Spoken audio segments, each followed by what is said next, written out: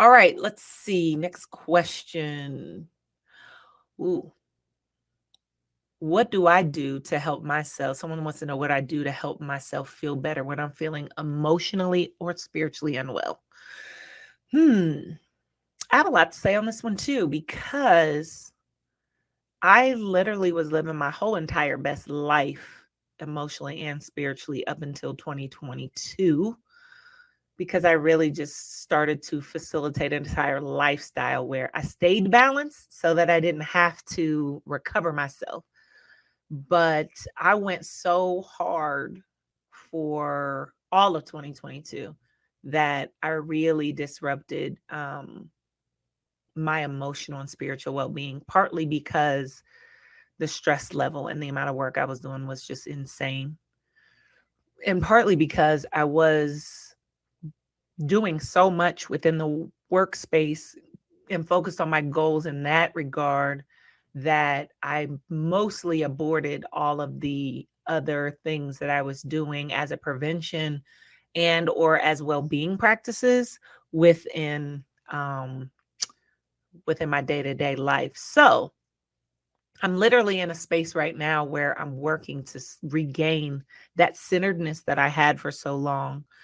And thankfully, I'm able to leverage the skill sets that I've taught and I now teach other people. So there's several things that I do. Some of it is just about being quiet and being still. I'm very self aware. I had to work on being able to even know when I don't feel well because for a long time in my younger years, when I wasn't well or wasn't this holistically healthy, I wouldn't know I wasn't well until I started feeling suicidal. And they're like, oh, this is not well, right? So I would just literally hit the wall, I'd be on the edge, and that's how I would know I'm not doing well. Over the years, I've worked on listening to myself, sensing myself, hearing myself, so that I'm able to know pretty quickly that I'm not doing well. So we never get to the suicidal or very, very unwell space. I'm happy to report it's been years. I can't remember the last time I've had a suicidal thought or ideation, but being quiet, first listening, just being able to pay attention and notice like, I feel funky. Hmm. And I sometimes I don't know why. I just know that I feel it and sense it. So step one for me is just being able to be aware and know that there's something going on there. From there, it's oftentimes being quiet. Sometimes I just hold the space so I can try to and when I say that, I just mean hold the insight of knowing that something's going on top of mind so that I can, sort of summon some answers to me by noticing it and awaiting some sort of solution or insight as to what exactly is going on there. Because sometimes it's like, a lot of times I feel funky. If I'm feeling funky, I feel funky and I don't really know what's behind this. So that's my first step is just try to get a sense. So it's being quiet, being still, being very, very self-aware, giving attention to myself to just notice.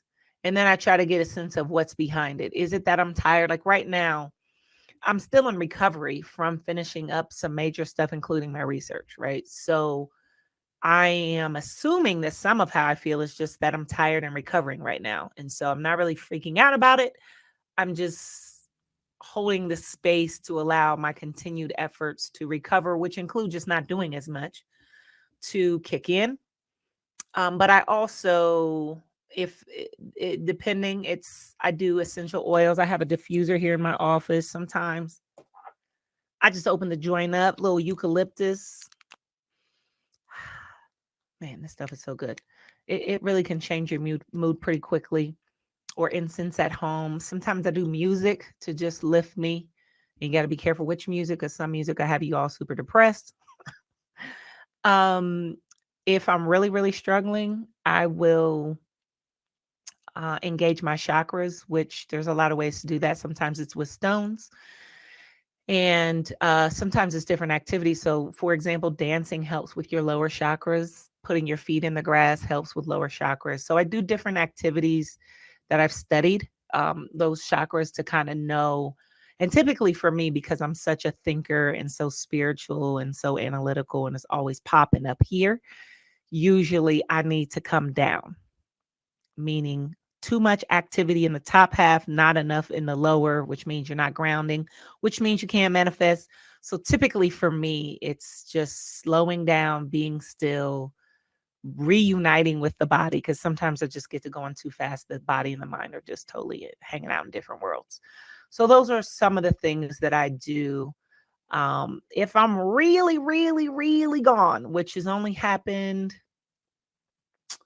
I don't know, 3 or 4 times in my life, I do have a go-to person who is just the dopest in the game when it comes to clearing chakras, clearing energy, and just helping on a spirit level just to get recentered. And so if I got to hit the emergency button, she is out of DC. I will sometime, I mean, she's so good, she can do it remotely, but if I got to, I will shoot right on over to DC or up to DC, or I think it's over. Anyway, I'll go over there and connect with her to just help me get centered.